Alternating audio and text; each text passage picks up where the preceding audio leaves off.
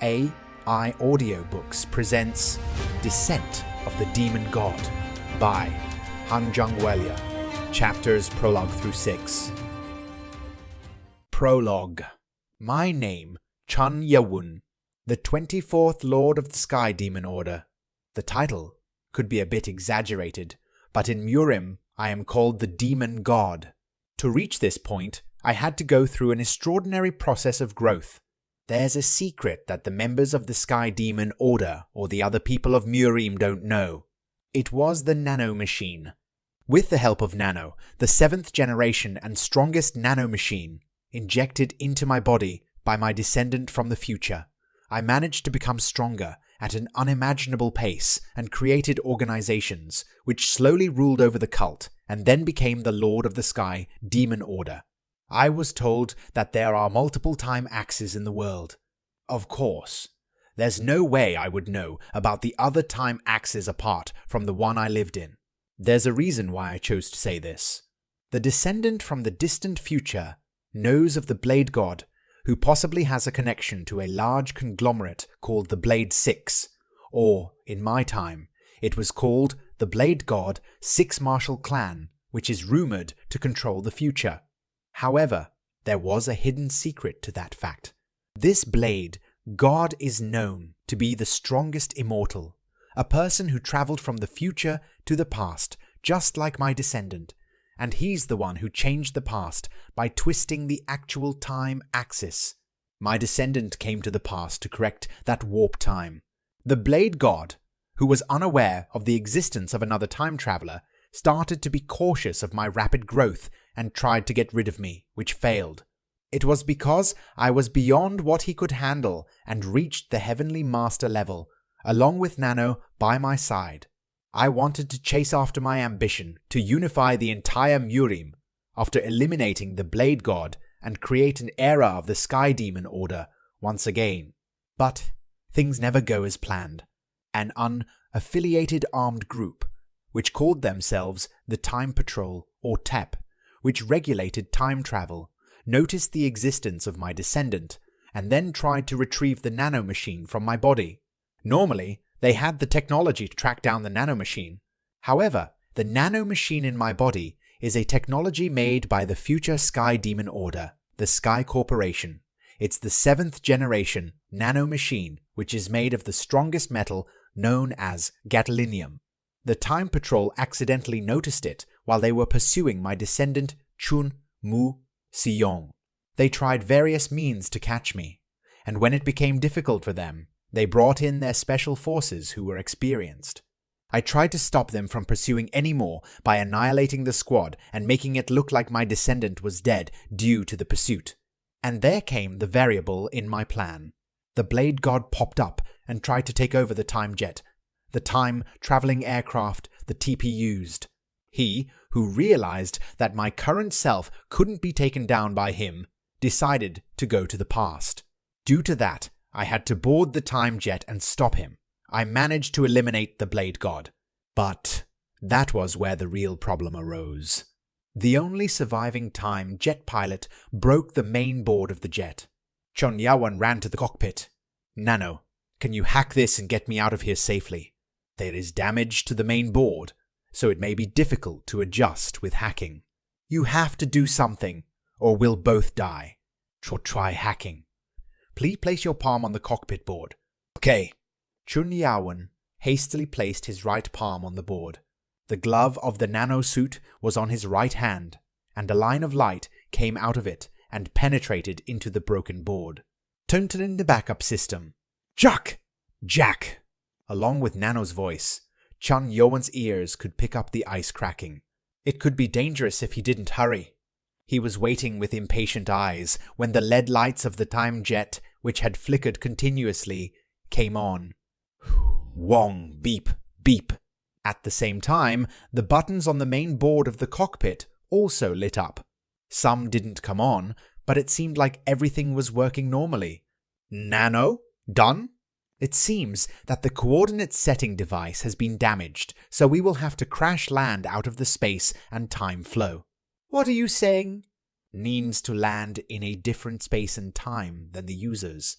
Chun Yawen's face hardened. As Nano said that, it meant that he could enter a time that he had no idea about. Jig, chick. The sound of cracking ice could be heard. They were out of time. At this rate, the jet would break apart. Q. At that moment, in Chun Yawen's mind, he saw an image of Noon Q with a child. If he died, he would never get to see them again.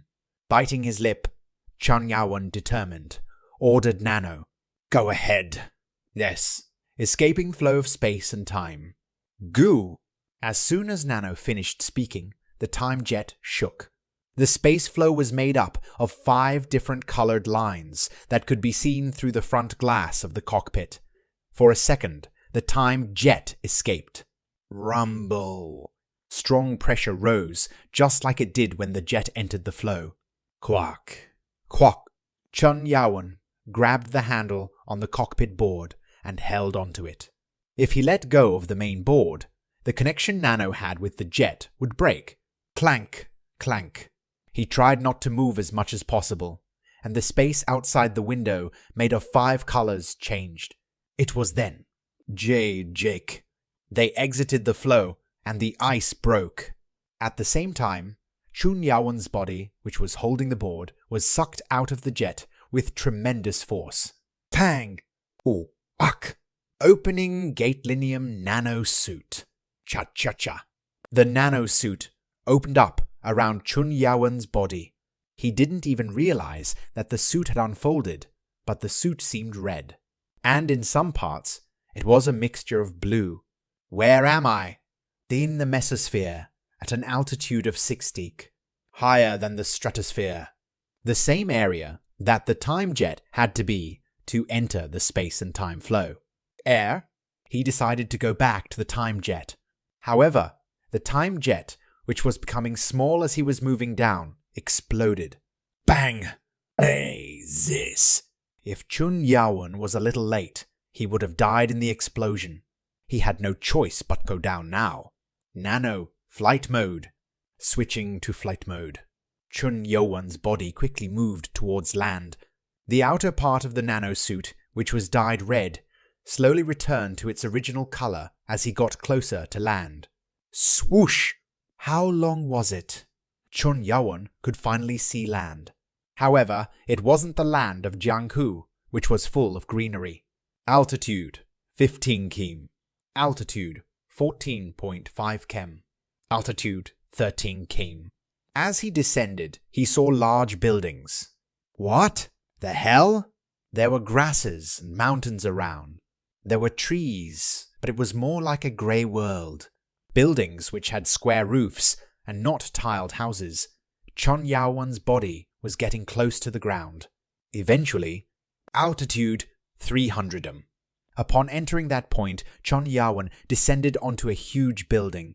Chun Yawen's eyes widened at the transparent walls the building had. He was moving quickly, but he could see a lot of people inside the transparent walls. To land soon. Altitude of 100 Thud, thud. Chun Yawen's body soon landed on the dark grey ground. He stood up, straightening himself. Cha-cha-cha. The helmet of the nanosuit lifted up as he saw the new world, which was surrounded by buildings. This wasn't the world he knew. Woom! A man fell from above. It looked like he fell from the building. Now, a superhero landing. Are they filming for the Man of Steel? People in clothes which he had never seen before were looking at Chun Yawen, who was equally shocked. He was wary of their sudden appearance. Where is this? As he looked around with confused eyes, Nano answered him. Detected. Wi-Fi signal. Chapter 1. The Man Who Fell from the Sky 1. Tok, tok, tok. Despite his handsome appearance, a man in his mid-30s, with thick, dark circles under his eyes, typed frantically. The smartphone he used looked unique, transparent like glass. As his lips moved, it was evident that he was conversing with someone, evident from the voices he could hear through his ear. Mr. Lee Myong, autonomous driving mode has been cancelled due to vehicle congestion. Please put both your hands on the wheel. the words spoken by the A in the vehicle he was operating. Tch, what era are we in? The man sighed. Autonomous driving mode for cars has been available for purchase since 2026.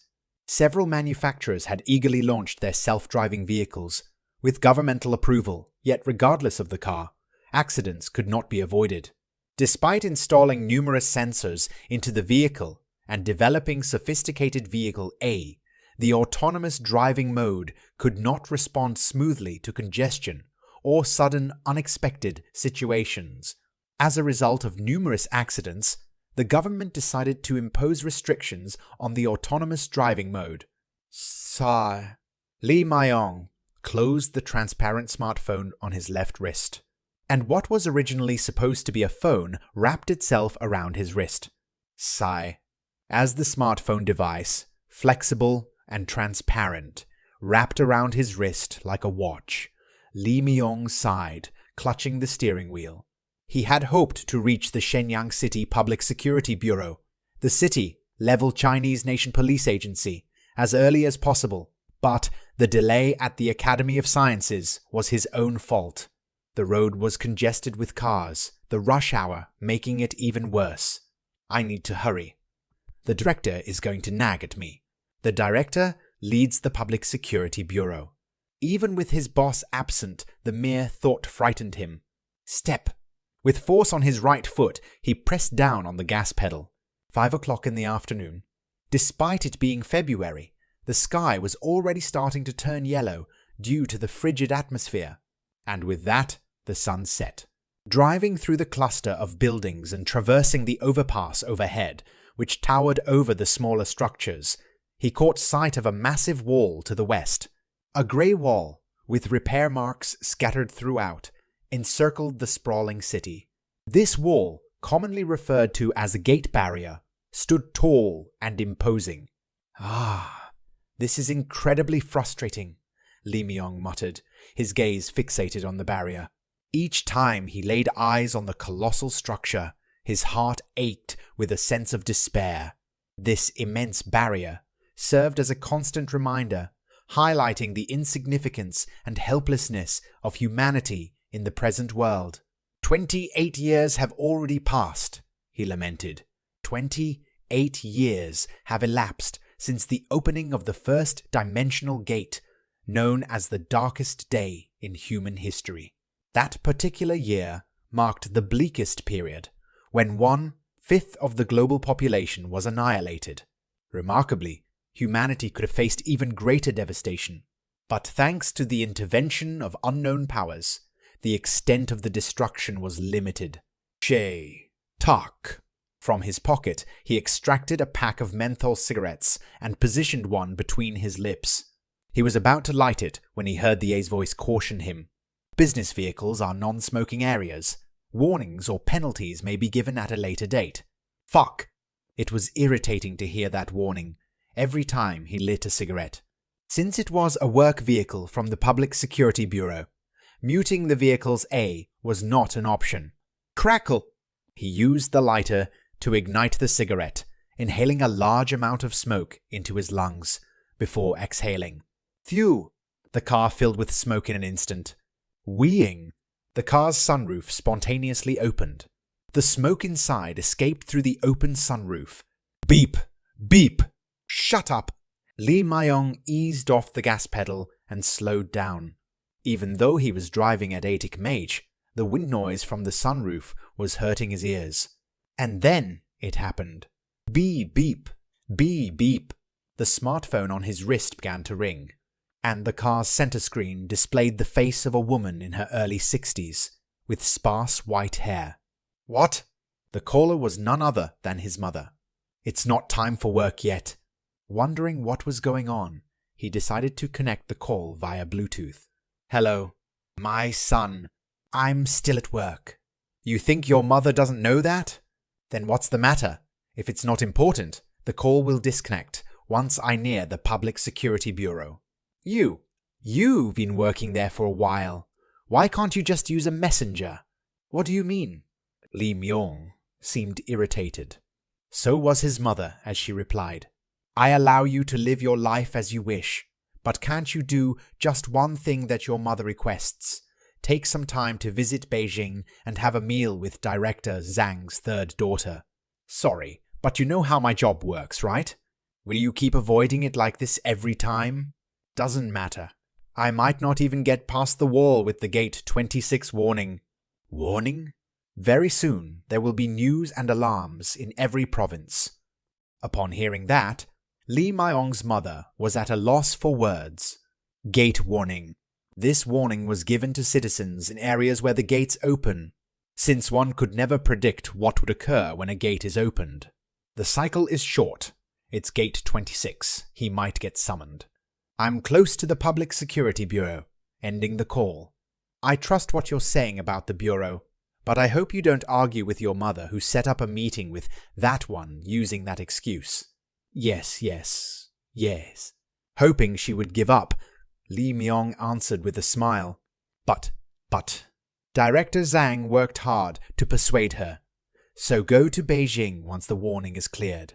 Get the phone number and the messenger ID, and make an appointment. Ha. His face crumbled instantly. He definitely said he didn't want to have a conversation on the messenger, yet she kept talking about it. He was at a loss for words when she said that. Do you not remember your origins? His mother had dominion over him. Obey your mother. You're 36. How much longer do you intend to live a purposeless life as a bachelor? I am only considering. In response to her ceaseless nagging, the man took a deep inhale of his partially burnt cigarette. Is this for me? Absolutely not. He was a young boy who had left his home behind. If he had desired marriage, he would have done so while he was engaging with women. What is this? Some kind of clan union? Although he had a rough way of speaking, he could never bring himself to curse in front of his mother. However, he was feeling upset. Anyway, listen to your mother. I won't just accept it if this doesn't work out.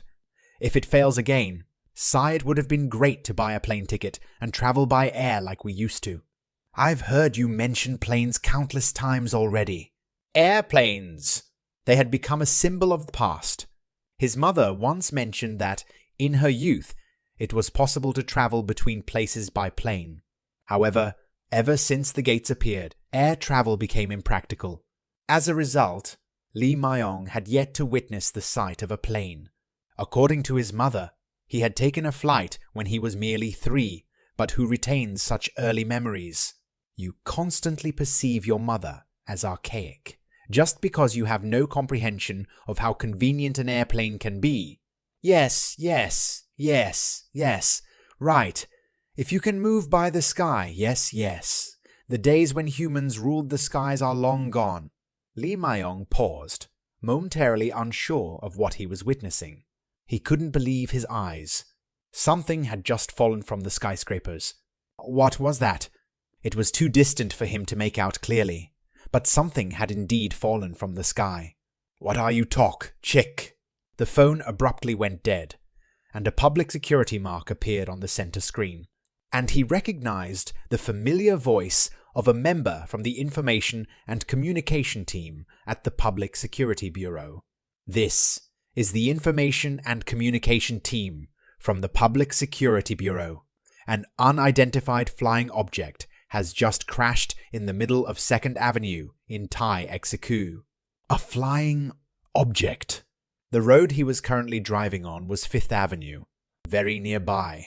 Then the information pertained to what he had witnessed. If a flying object fell from the sky, it might be connected to the gates, or it might not be.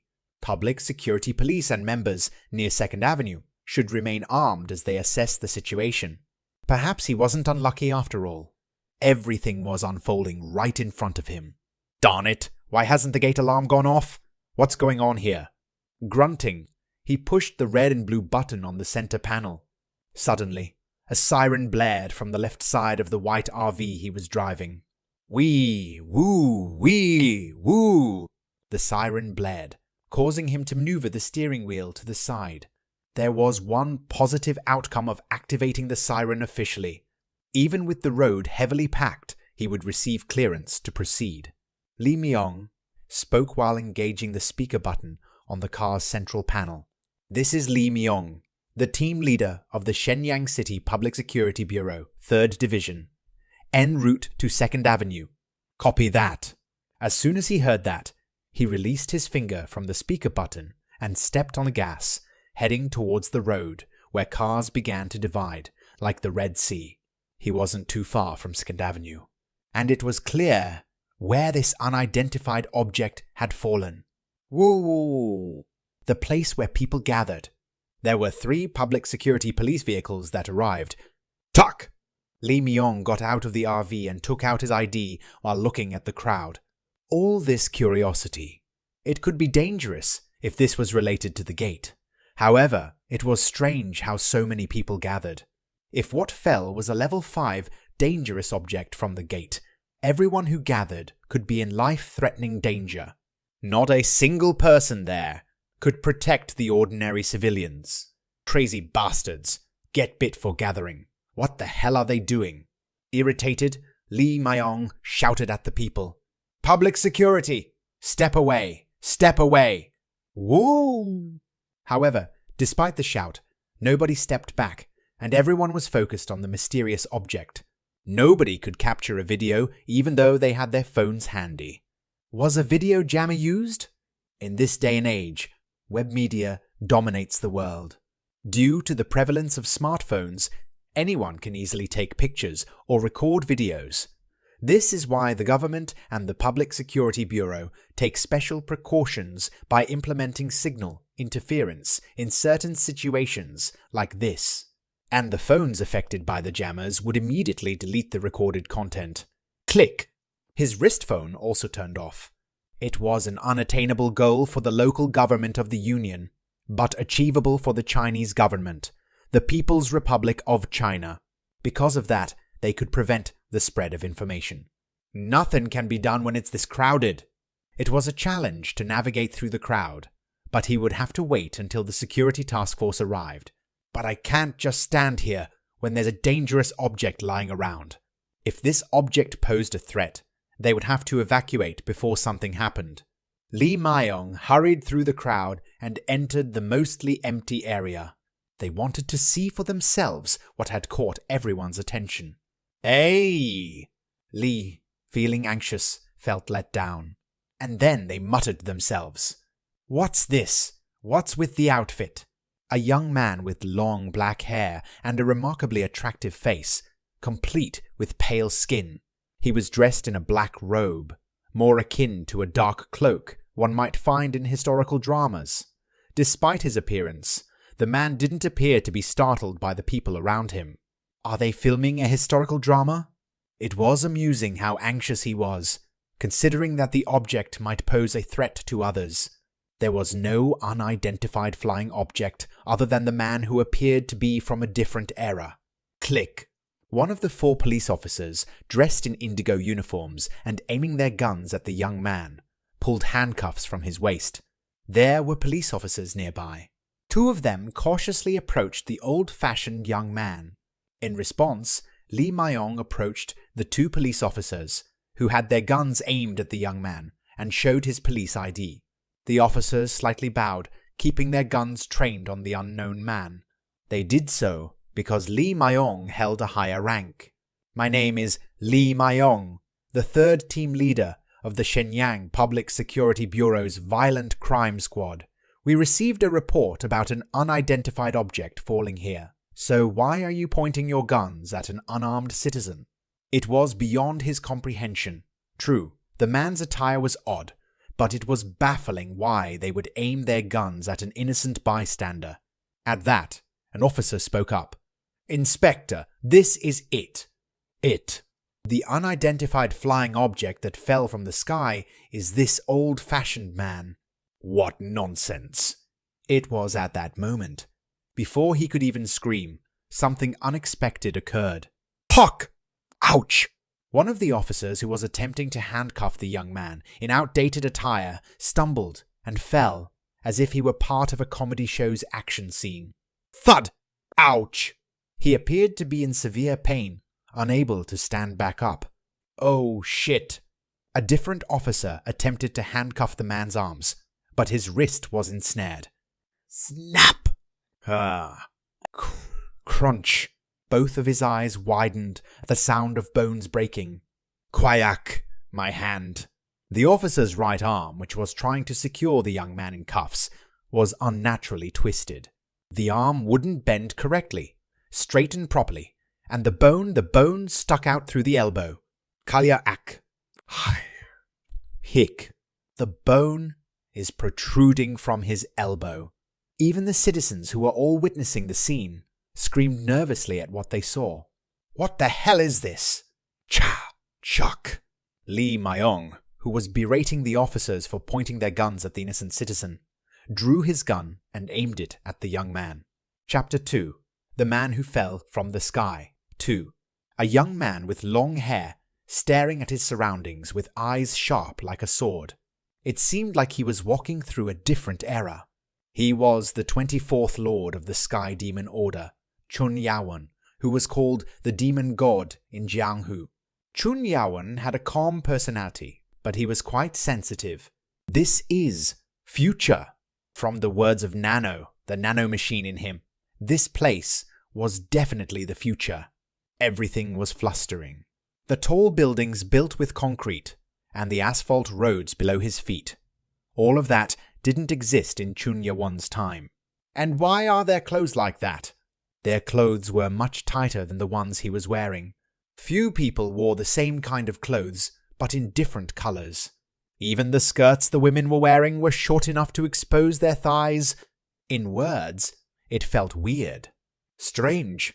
There was one thing that made Chun Yawen feel even stranger. Suffocating. Starting from the air around, the energy was very turbid, like everything was full of impurities. As Chun Yawen was able to reach the heavenly master level, he could grasp the energy of nature. It would be difficult to gather ki if the people of this era lived in such a place. Impure energy is rather detrimental to the body. If the martial artists or the monks were here, they might have been terrified of this place. But not Chun Yawen. For him, who had the 5 cores of the spirit beasts, circulating the energy inside his body and purifying it was possible, and he could cultivate energy inside his own body. Ouch! My hand. Chun Yawen looked at the police officer, suffering in pain. He was the one who tried to subdue Chun Yawen, so he had to act as such. Are the ones wearing these clothes the officials of this world? That's right. Nano spoke about the rules of this new era. Nano said that the man groaning in pain was equivalent to a soldier, but Chun Yawen, who wasn't afraid of the emperor in his time, wouldn't be scared of a mere soldier who tried to cuff his hands. Teach, this is troublesome. Not that he fell, but because he landed in a place that brought a lot of attention. There were more than 100 people gathered around him. Would it be right to say that the people were watching him as if they were watching a play? At that moment, a cry entered Chun Yawen's ears. It's against the law to attack a police officer. Now, raise your hands and get down on your knees. Otherwise, I will have to fire. A newly emerged man in his mid-30s was aiming his gun. He was Lee Myong, the 3rd team leader of the Public Security Bureau. Asking him to raise his hands and get down on his knees was the same as asking for him to surrender. Chun Yawen? Asked Nano in a displeased tone. Nano, still unable to gather information? Couldn't connect because of the jammers blocking the network. Atch. Chun Yawen shook his head.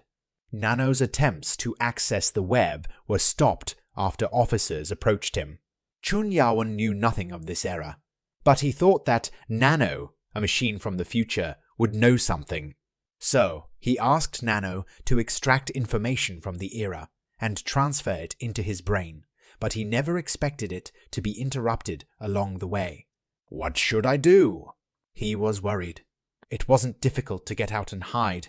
As Nano said, it would be possible to reconnect with the web once the area with the jammer was left.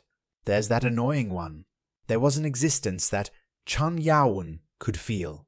A person was watching him from a window of the building across from him. Thanks to that person, Chun Yawen convinced himself that this error wasn't entirely unknown to him. It would be better to get out of here now. He was getting too much attention. It would be even more troublesome if something happened there, in an era he knew nothing about. It was the moment when Chun Yawen was about to take a step forward. "This is the last warning. Raise your hands and get down on your knees," Li Mayong shouted. Since there were many people, he would refrain from firing unless something else happened, but Li Mayong's instincts were telling him, he's very dangerous. He was even thinking of shooting him in thigh or ankle. However, if this man really had something to do with the unidentified object which fell from the sky, he had to follow protocol. Is the mobile strike team here? Catching this unknown man with bare hands seemed like a dangerous thing to do. Those who could take down a trained officer with light gestures were either gatekeepers or Myorim. Tak. At that time, Chun Yawen tried to move. Without thinking, Li Mayong aimed at his thigh and pulled the trigger. Bang! All he had to do was take this unknown man alive. But then it happened. Swoosh! Tuck! Even the people watching were confused. No way. He cut the bullet? What fell on the asphalt floor was none other than the bullet which was shot from the gun. They didn't know because the man was wearing a robe, but before they knew it, Chun Yawen was holding a white blade, the White Dragon Blade. It was one of the two swords that always stayed on Chun Yawen, along with the Sky Demon's sword. That was when Li Mayong knew the person's identity. Myorim warrior. He didn't get that from the weird clothes. Instead, he got it from the fact that no one in the world could cut down a flying bullet with a sword besides a Myorim warrior. Why would a Myorim warrior be in the middle of the road wearing the old-fashioned? It was then. Shrek. Ah! In the blink of an eye, Chun Yawen was in front of him.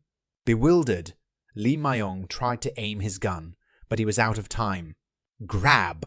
Quack!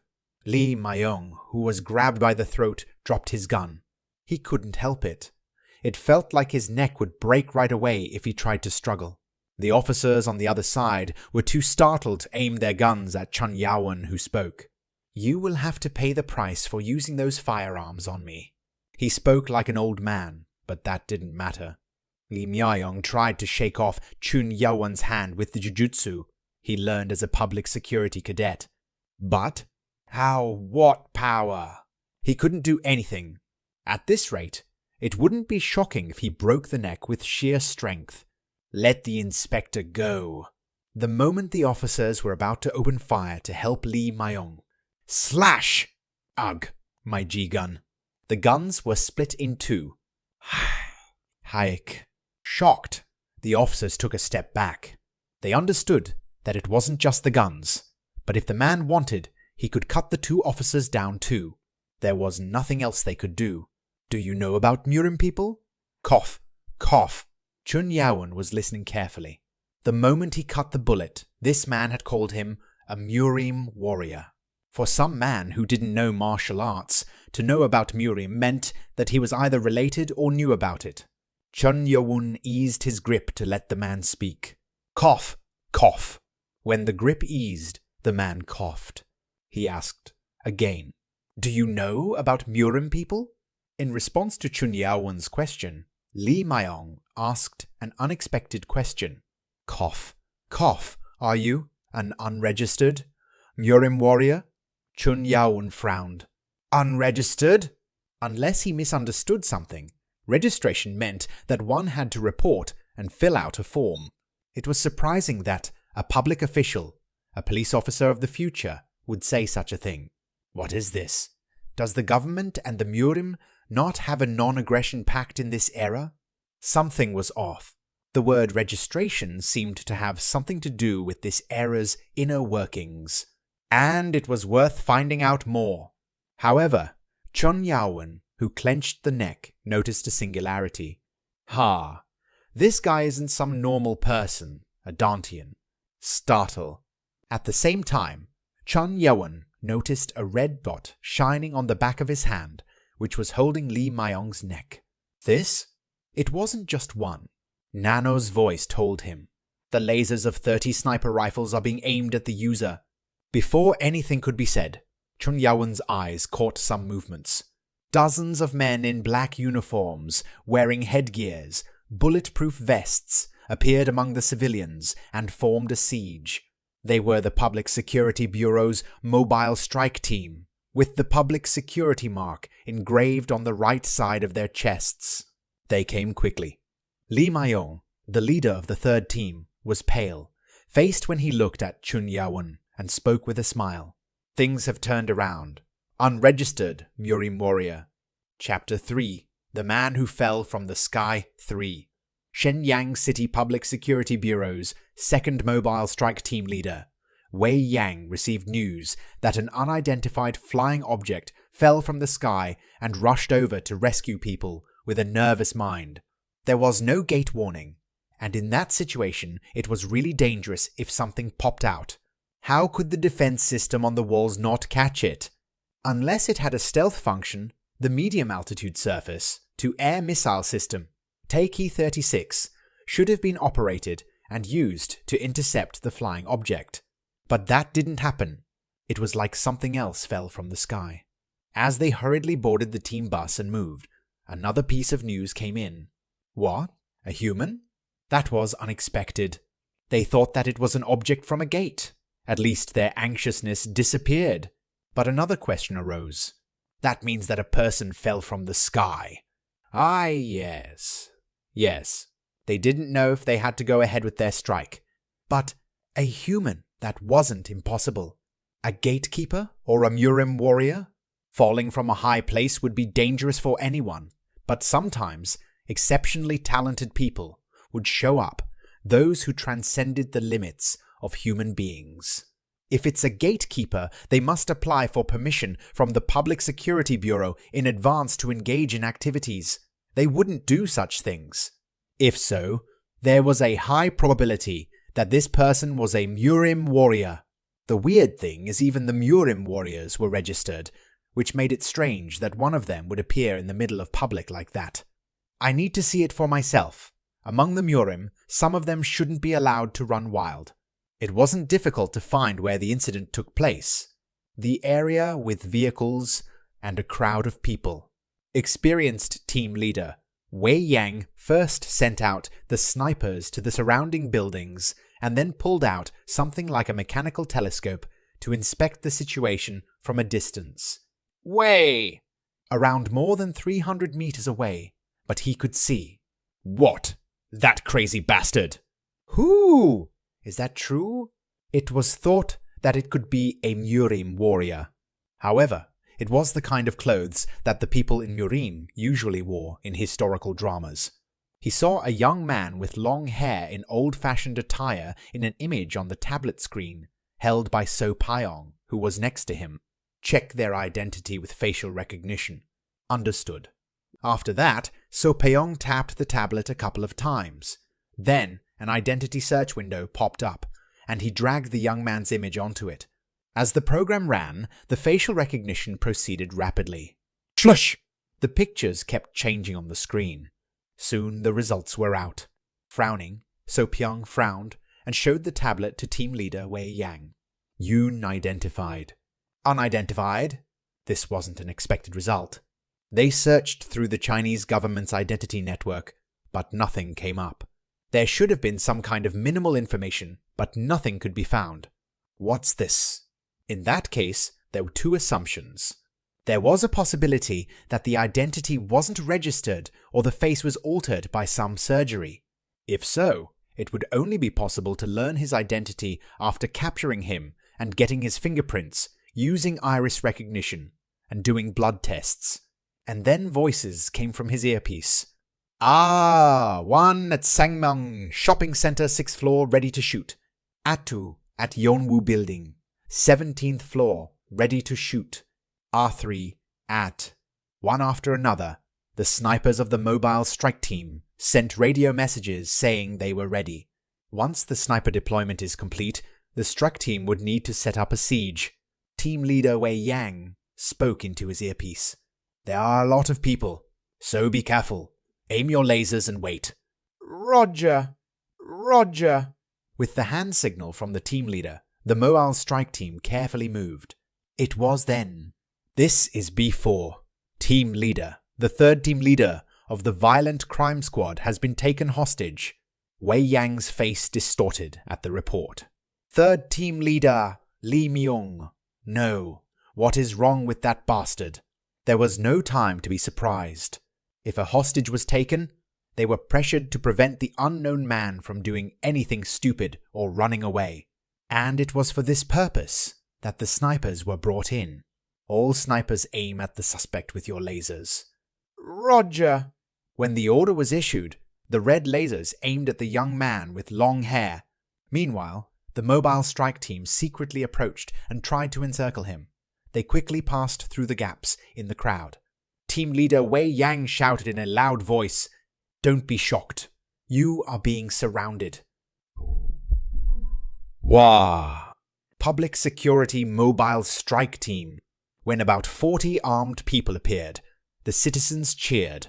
From their point of view, the young man who broke a police officer's arm was nothing more than a dangerous person. "Cock, if you take your hand off my neck, I will guarantee your safety." Li Myong of the 3rd Violent Crime Squad made a proposal to Chun Yawen. It was all done. Chun Yawen's entire body was being aimed at by sniper rifles. He would have no choice but to back down. "You better get your hand off my neck. I see that you can still smile." "What?" Li Myong's face turned pale in an instant. He thought that the Murim man had no choice but to give up. He was practically trapped between the strike team and the snipers. But the man brought a pure white blade to his neck. "What is this? Do you really want to die?" The man stuttered as he spoke. However, Chun Yawen looked around, not caring. "Ha! Is he not afraid for his life?" Second team leader, Wei Yang thought. The sniper rifles all aimed for his vital points. One shot was enough to kill the man, but the man brought out a blade and threatened the hostage. Is he coming out strong? Some criminals didn't give in to threats. A strong strategy. However, team leader Wei Yang had a lot of experience. Threatening the police. You are putting yourself at a higher risk. There was one thing that the Public Security Bureau was praised for being better at than other police forces. If the life of a public security officer is threatened, the suspect will be eliminated at any cost. Arms and legs can be shot. Team leader Wei Yang raised his hand and sent the signal. And one sniper answered. "This is a 3 sniper. Roger." It was a mobile strike team, sniper aiming for Chun Yawen's wrist, which was holding Li Myong's neck. If the sniper shoots, Chun Yawen would lose his wrist. "You brought this on yourself." When the signal came again, the sniper pulled the trigger without hesitation. Bang! Chun Yawen's wrist was being shown on the screen. Pa! Pack! As the bullet moved, a shriek could be heard. Kwalak! The sniper who pulled the trigger was confused. He was one of the top 3 snipers among the Shenyang City Public Security Bureau's mobile strike team, which was why he was given permission to aim at the wrist, which was the most difficult place to hit. What the hell? Chun Yawen's wrist was intact. It was none other than 3rd team leader Li Myong, who screamed from being hit by the bullet. When the bullet was shot, Chun Yawen pulled back, and the bullet pierced the left shoulder of Li Myong. That idiot! Making a mistake at such a crucial time. Team leader Wei Yang thought it was the sniper's mistake. And now, this will make the suspect more aware of his surroundings. But the reaction was strange. What now? On the contrary, it was the same casual expression. Be it a Murim warrior or not, when someone's life is being threatened, some kind of response has to be there. Whatever it was, people were watching everything. If things weren't resolved quickly, the status of public security would fall. Wei Yang changed the hand signal. Blowing off his wrist proved risky, so they decided that it was better to shoot his leg. Roger!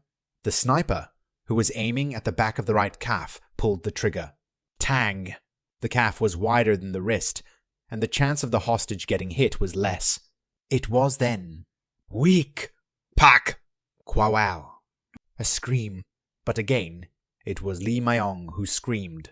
No fucking way! Wei Yang was at a loss for words. As soon as the bullet was fired, Chun Yawen swung the body and used Li Mayong as a shield. Li Mayong, who had his thigh pierced, felt like he was going to die. He noticed the sniper. Something outrageous happened. It couldn't be a coincidence that the unknown man was using Li Mayong as a shield. Grunt. Wei Yang ground his teeth. He didn't know the unknown man's origin, but he was definitely not a normal Murim warrior. Ah, a master? If so, he felt sorry for Li Mayong, who got caught. While the others were hesitating, Li Mayong shouted, Kwayak!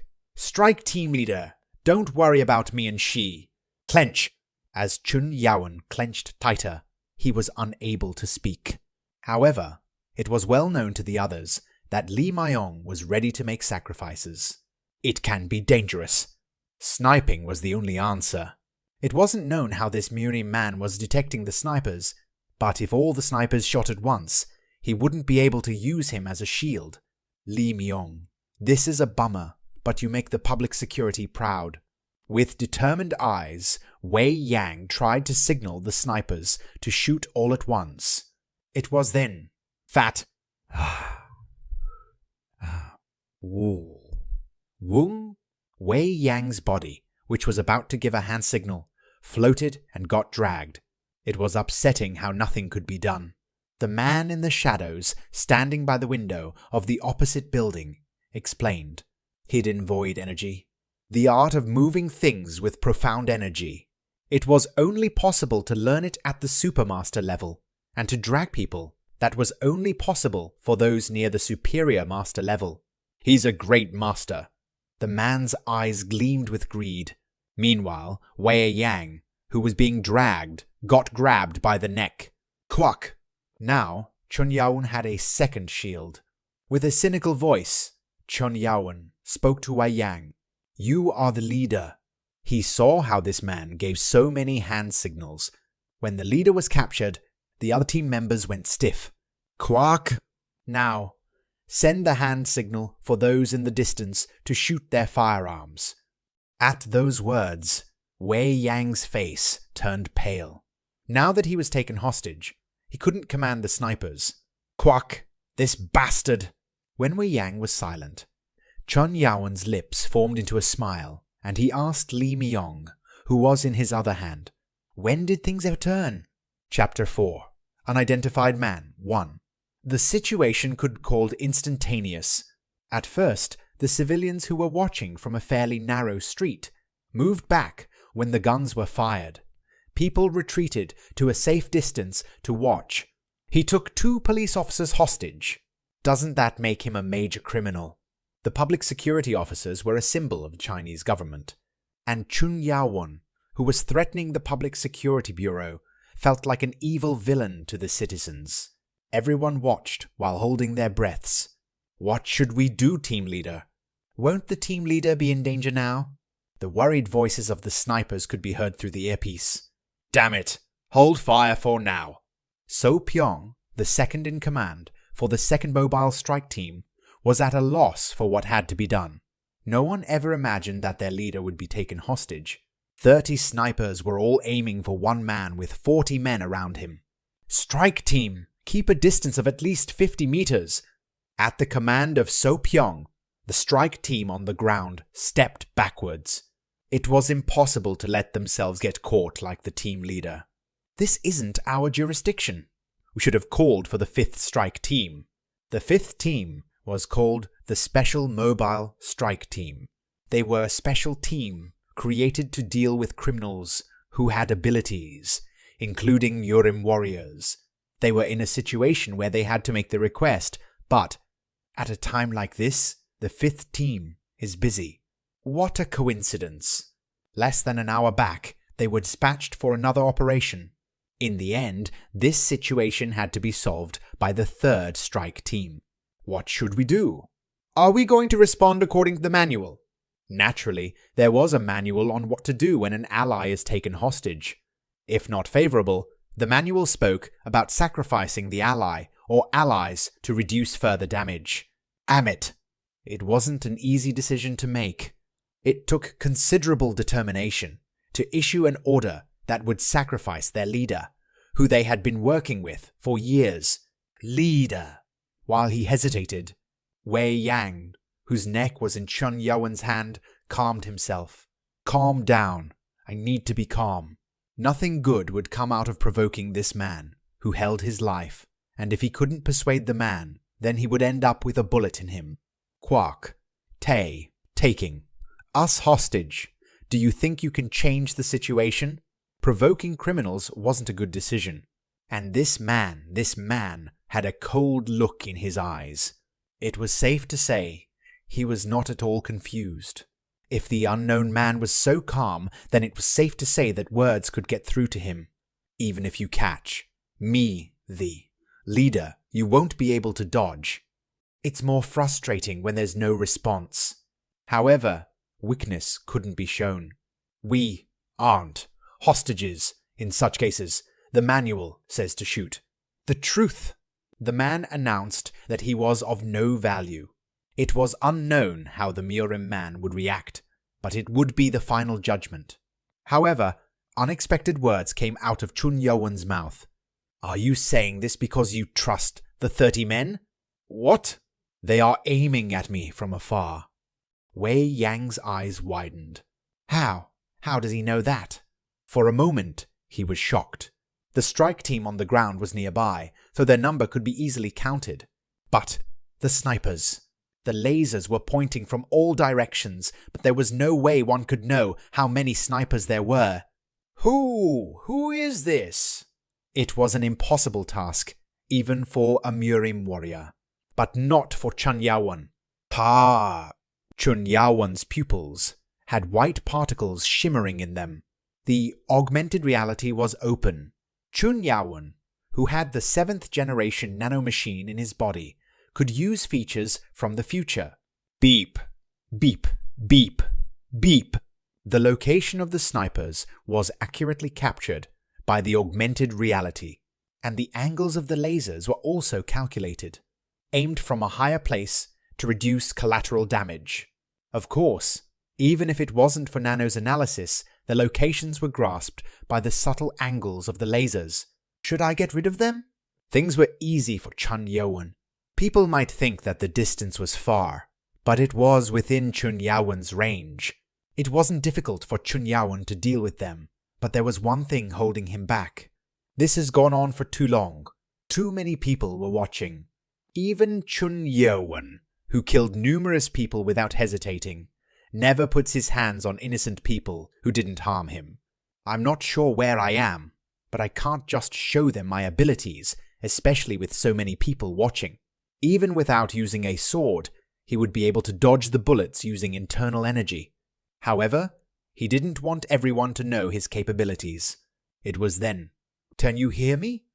Chun Yaowen's eyes narrowed. The voice he just heard wasn't someone speaking near him. It was a telepathic message. It was a technique in which the Murim warriors would transmit their voices to another person through low energy. Swish! Chun Yaowen looked somewhere. It was the window that was ajar on the 5th floor of the opposite building. Startle!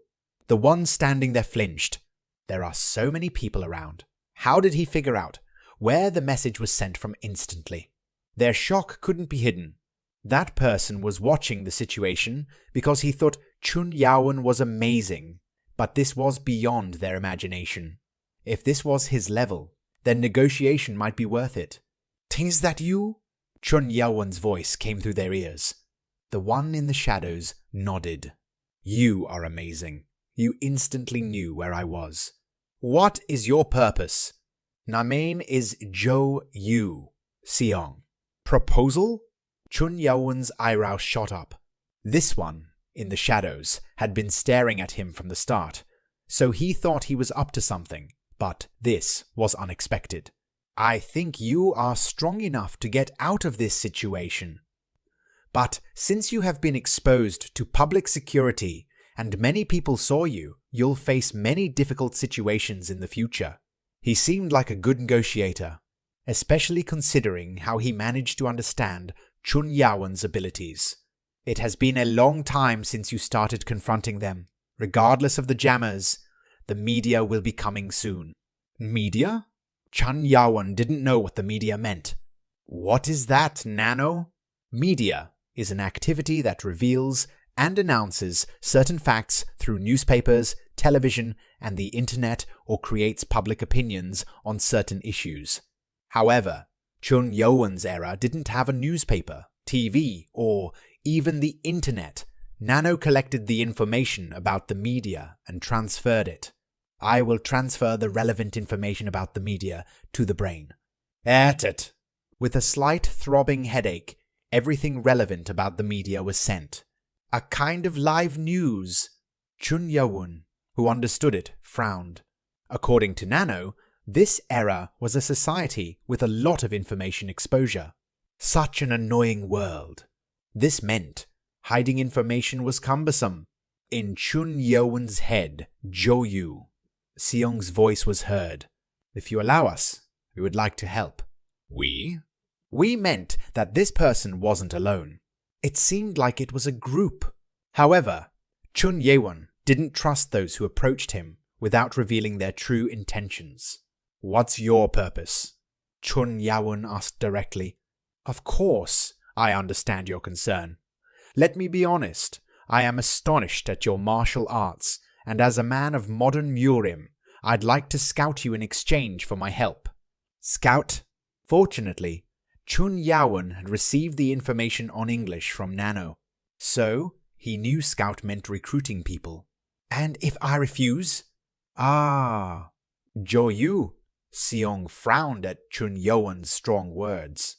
He waited until the last moment to make an appearance, and he was sure that Chun Yawen would accept his help. But this was unexpected. But this man was a veteran who made dozens of negotiations. I'm not asking you to make a decision right now. How do you feel about meeting my boss and discussing the matter? A polite next suggestion. At least, this was matter worth considering. If he's this strong, then it's worth bringing him back at a later time too. This man was drunk after seeing Chun Yawen in action. If Chun Yawen refused to do that too, there was really nothing he could do, so he looked at Chun Yawen with tense eyes. Chun Yawen was worried. There were several ways he could prevent this situation. The extreme ways to deal with the people, starting with invisible mode. However, he was exposed, and if he used that, it would become troublesome. Thinking, Chun Yawen sent a message. Joyu. Seong smiled. Nice. The first step to a successful scout. With a satisfied face, Joyu Seng sent a message about the help to Chun Yawen. But Chun Yawen's expression was a bit subtle as he heard it. On the other hand, Wei Yang, who was being held by the neck, made a decision after much deliberation. There were a lot of people watching. If he thought about his own life, then it would cause distrust among the civilians. Cautiously, Wei Yang sent a hand signal to So Pyong. Leader! The eyes of the second-in-command went wide. It was a signal which meant to stop worrying and shoot. Even if the unknown man knew how many snipers there were, he would get hit if 30 bullets were shot at the same time. Leader, I will never forget your sacrifice. You are the real pride of the Public Security Bureau. So Pyong, who looked with teary eyes, made the decision. Shh. As he raised his hands, his eyes turned red, and the snipers put their fingers on the triggers with bitter feelings in their hearts. Leader! Shit! Simultaneous shots went off as soon as the hand signal was given. It was then. Thud! Cough! Cough! Cook! Just as the snipers shot, Chun Yawen dropped Wei Yang and Li Myung. Chuck! And retrieved the white dragon blade he had left on the ground. Whoa, what? So Pyong, who was determined to make the decision, was confused. In a few seconds, the situation changed. Disappointment in an instant. What the hell is this guy trying to do? Chapter 5. Unidentified Man 2. 5 minutes ago. First, I would like you to surrender to the Public Security Bureau. In an instant, his reasoning cracked. From when he was a student in the academy to when he turned into the Lord, called the Demon God till now, Chun Yawen never even thought of the word surrender. It made no sense to him. You want me to surrender? If he wanted to, Chun Yawen could annihilate all the officers, including the snipers, in the blink of an eye. It was just that he didn't understand the current era. So he decided to take a step back. You call that being helpful? Please don't misunderstand. Words aren't always appropriate. I don't really mean to surrender. What do you mean? The public security represents the Chinese government. From the government's point of view, we keep a close eye on the Murim warriors who are active without a registration. Come to think of it, the man whom Chun Yawen was holding did say something about being an unregistered Murim. It meant that in this era, Murim was being bound. Ah! Suddenly, Chun Yawen remembered the words of Chun Mu saying, his descendant. Chun Mu.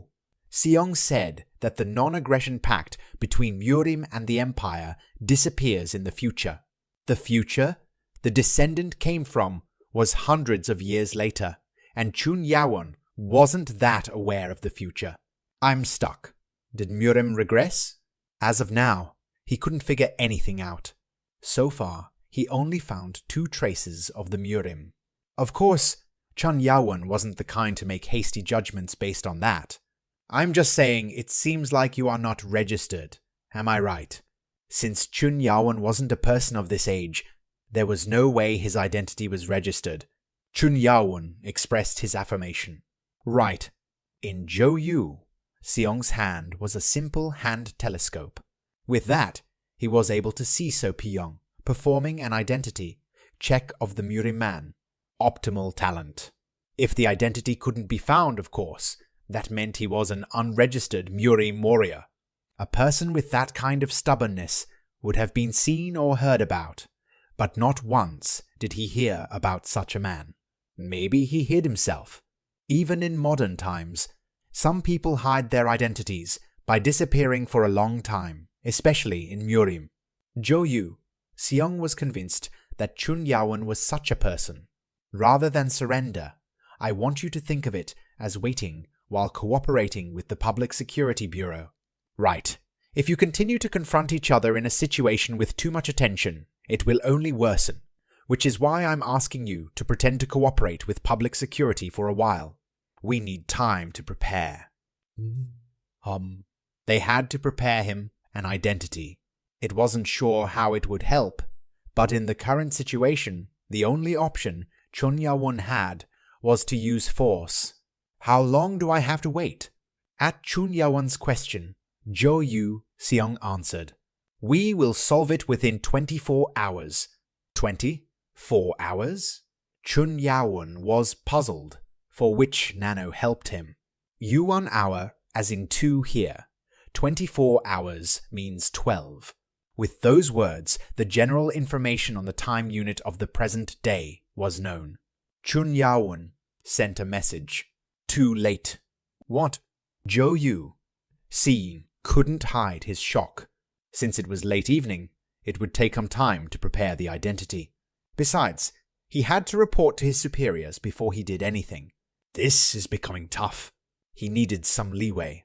However, when he heard Chun Yawen's voice, he could feel that the man wasn't interested. He's as demanding as his skills.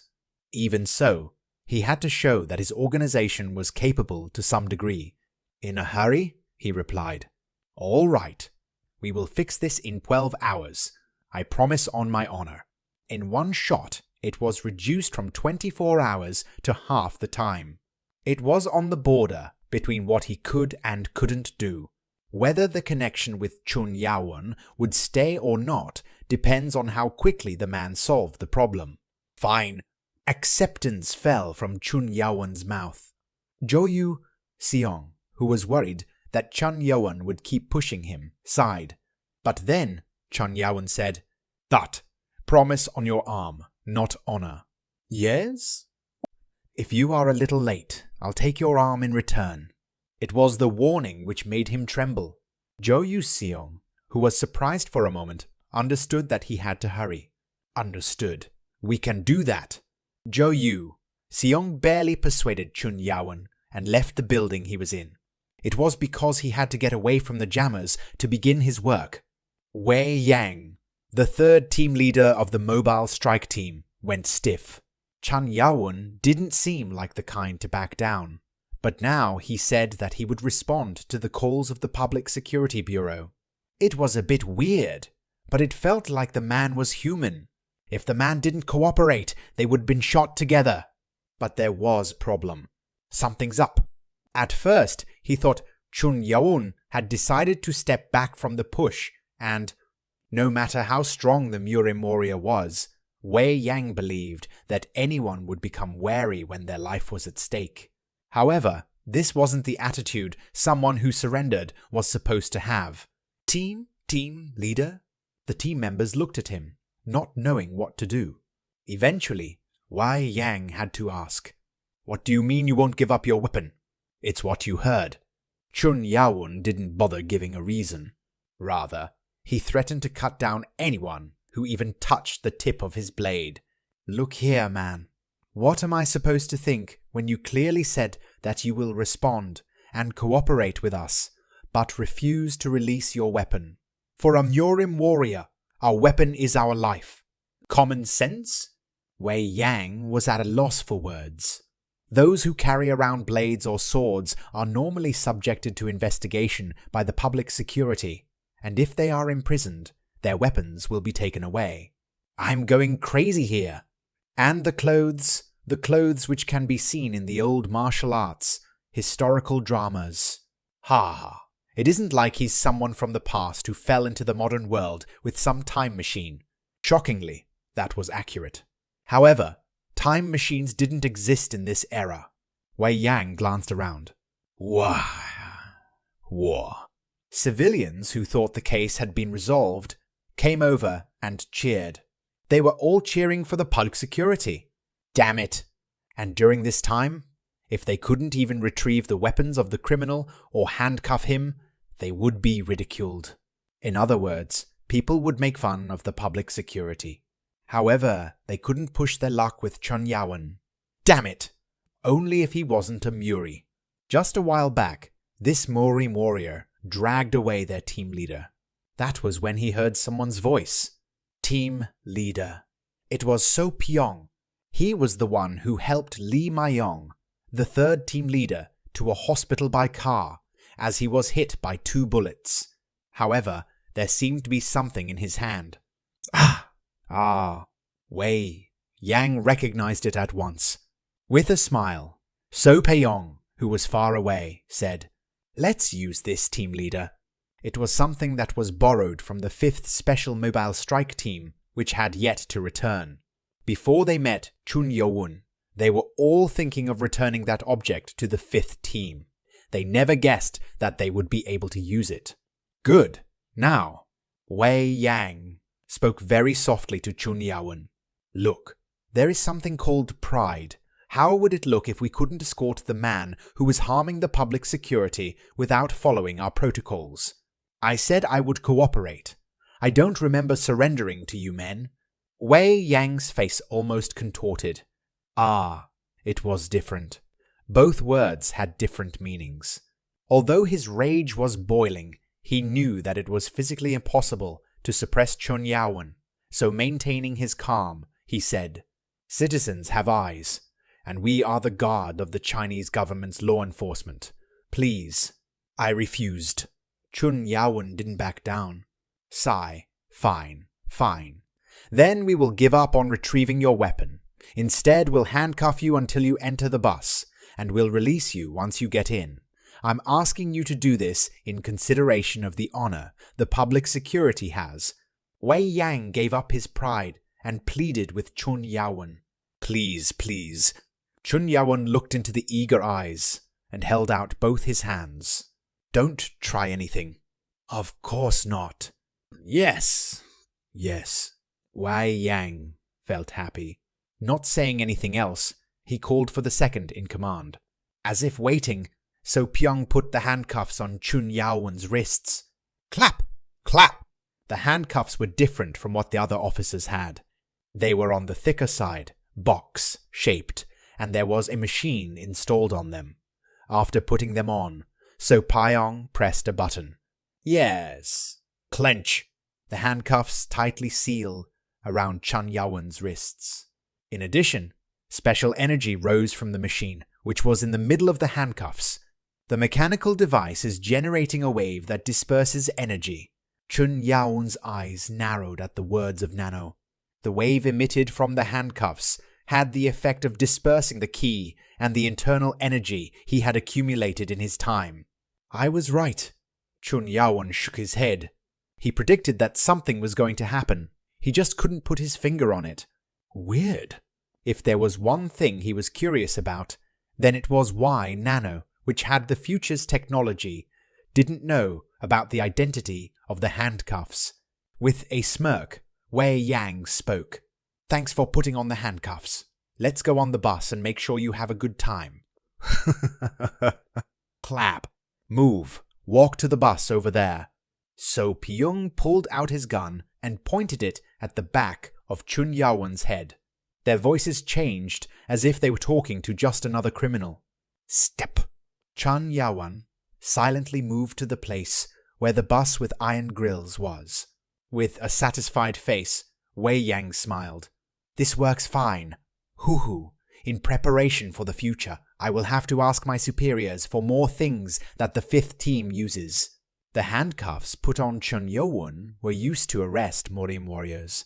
It was used to dissipate their energy and neutralize them. Wing. Get in. When the door opened, So Pyong ordered him to enter while holding the gun. Chun Yaowen silently entered the bus. K. Withdraw. Roger. With that, the other strikers boarded the bus one after another. Finally, Wei Yang boarded the bus and closed the door. Wei Yang pressed a button on the center console, which was near the driver's seat. Click! And then, the transparent windows of the bus darkened to avoid anyone from seeing inside. When it was completely cut off, the mobile strikers, including Wei Yang, fixed their guns under their seats, and then pulled out the black rods from their waistbands. Saw! As Wei Yang swung the rod, Chun Yaowen saw that the rod's length had increased. It was a stage 3 stick used for striking. So, Pyong pulled out a few cords and then said, The black box has been powered off. Phew. Well done. Tuck, tuck. Wei Yang slammed the rod into his palm as he slowly walked towards Chun Yaowen. With the corners of his mouth raised into a smile, he spoke. "'Kay, now.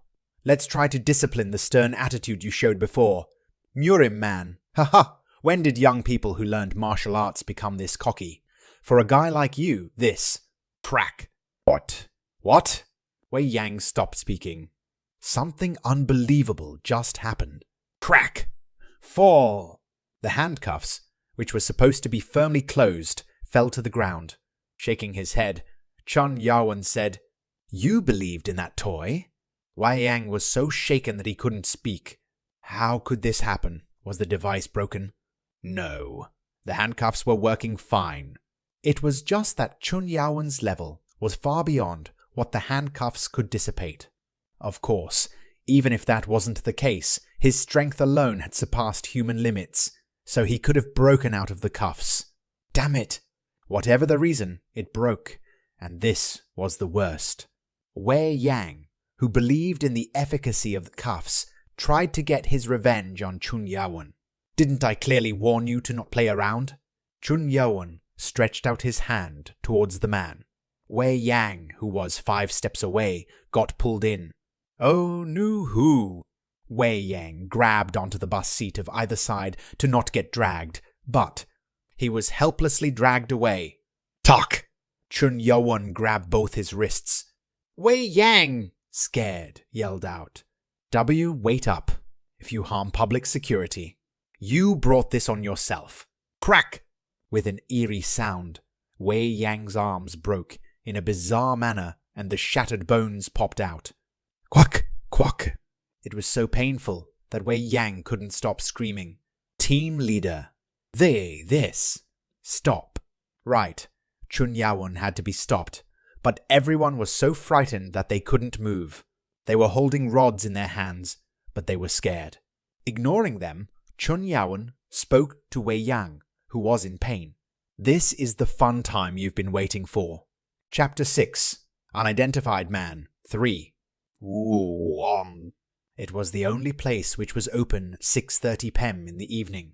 Paramedics rushed Li Myong, the third team leader of the public security, to the emergency room.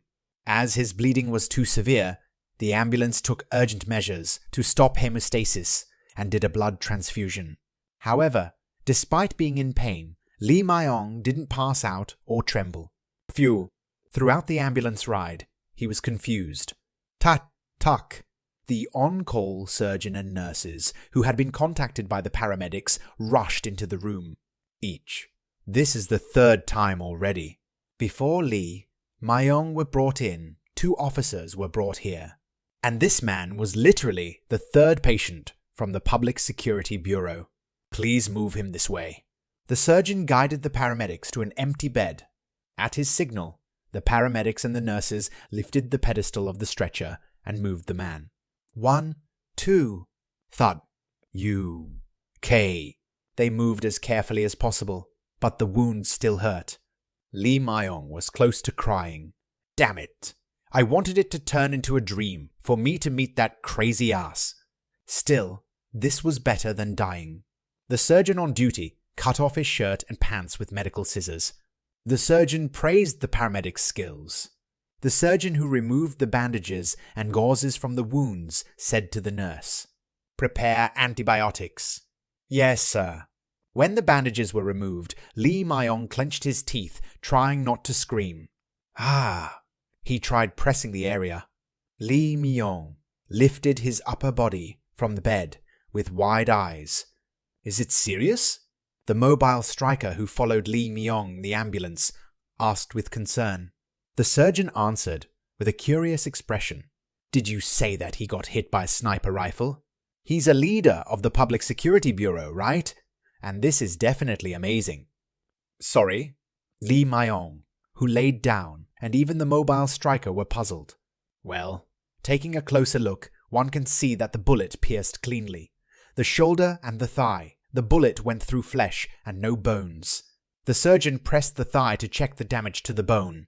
After the test, I will follow our procedures and check for any infection near the wounds. You will have to receive treatment, but you can be discharged in about a week. It's better to start with desk work. At the words of the surgeon, Li Myong was shocked. Despite how much the medical field has changed, he expected to stay hospitalized for several weeks due to muscle or bone damage. What shit. He was attacked by the Murim warrior in old clothes. Is this really possible? It was such an amazing ability that was unbelievable for even a Murim warrior to have.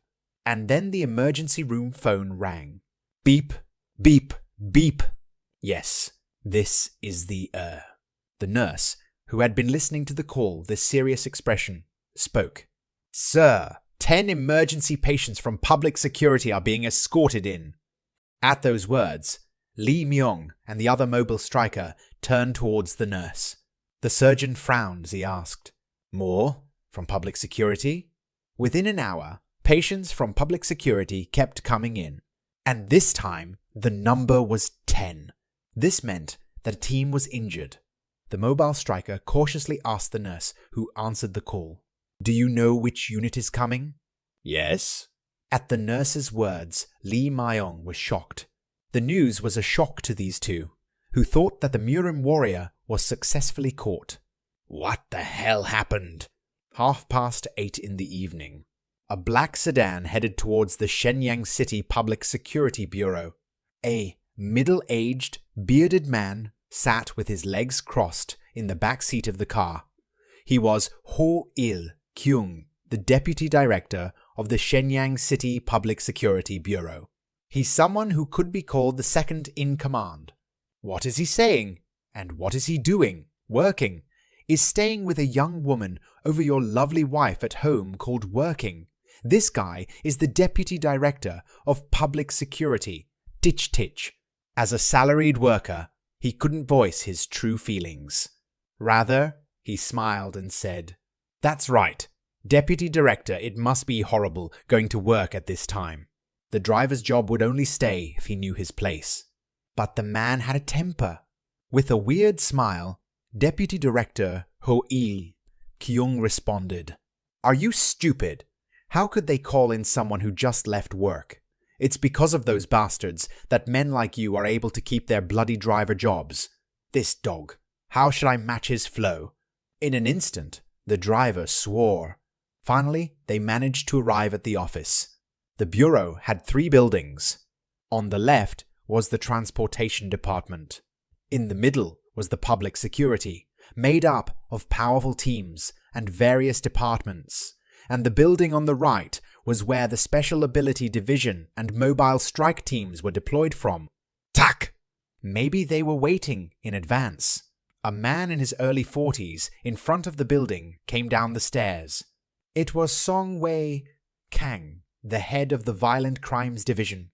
Looking through the glass, Ho-il Kyung mumbled, "This isn't some simple greeting, Titch Titch. If he passed the examination, which will be held in a while, he could get promoted to director. Unless something happened. Click! Respect." Perhaps it was a familiar act. Sun Wei Kang, the head of the Violent Crimes, opened the backseat door and saluted. As soon as he got out of the car, Ho-il Kyung's face changed. "Right. What kind of a madman brought us all together?" he asked with a smile.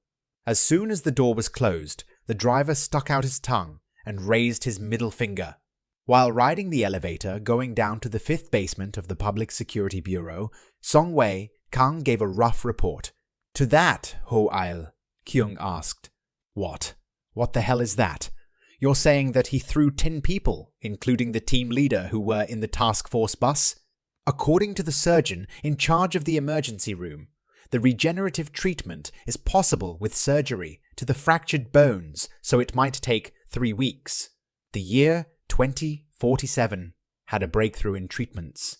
A regenerative treatment developed in Germany, a technology that accelerated recovery on a cell-by-cell basis.